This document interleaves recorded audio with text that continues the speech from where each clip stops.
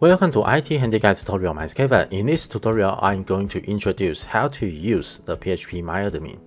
Okay, so over here, let's skip the 1.1 because 1.1 is for the user who install the PhpMyAdmin directly. So let's go to the 1.2 straight away. 1.2, which is over here. If you install PhpMyAdmin file XAMPP, and what I'm going to do is I'm going to create a new user called test user 2. In this case, I'm going to open my PhpMyAdmin. So I'm going to type localhost.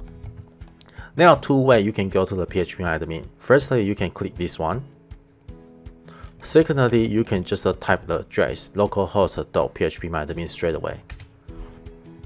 Alright, so when you go to the PhpMyAdmin, you can click new. Then here will show you all the database you have, and you go to the setting and go to the user account. I'm going to create a new user. It's called test user 2.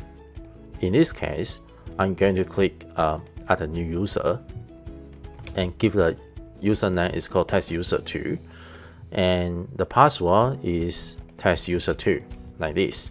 Alright, so it can connect every single host, and over here I'm going to check all. So that means I can read and write and do a lot of things. So I give all the permission. I press go. So I just create a new user. It's called test user 2, which is this one. Okay, then I'm going to create another homepage. So let me go to the 1.2. 1.2, and I'm going to create a new homepage. It's called index2.php. So I'm going to C drive, XAMPP ht document, which is this one. So I'm going to create a new file. It's called index2.php.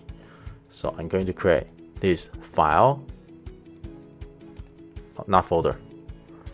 Okay, okay, I'm going to delete this one.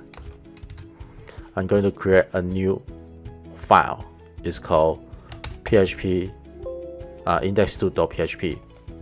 So when you open that, you can copy the code straight away over here. It's just the PHP scripting language. So you copy to here. Alright, so firstly, it will print out hello world, and then it will connect to the database. Okay, so this is a connection string. The first one is your host address, so which is localhost. Second one is your username. In my case, it's a test user 2. And this is the password for the test user 2. Which database do you want to connect? I'm going to connect the mytest db1. So here, I'm going to connect mytest db1, this database. Okay. So if the database connection is success, if the database connection is not success, okay, if this one is not success, or if not success, this one will return false. Okay, if this one return false, false with absent, so that means true. So if the connection fail, it will print out the error message and die. Die means don't do anything. Okay, nice. If the connection successfully, it will jump out this if and go to here and say, hey, the database connected, and then print out the PHP information. Okay, so let me show you what is going on. So over here, I still go to the localhost, which is localhost, but I'm going to index2.php. Alright, so it actually print out the hello world.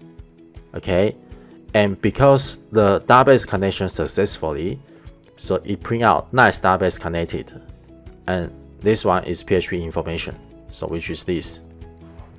Okay, so this is how you can use the PhpMyAdmin. That's all. I hope you enjoy my tutorial. Have a good day.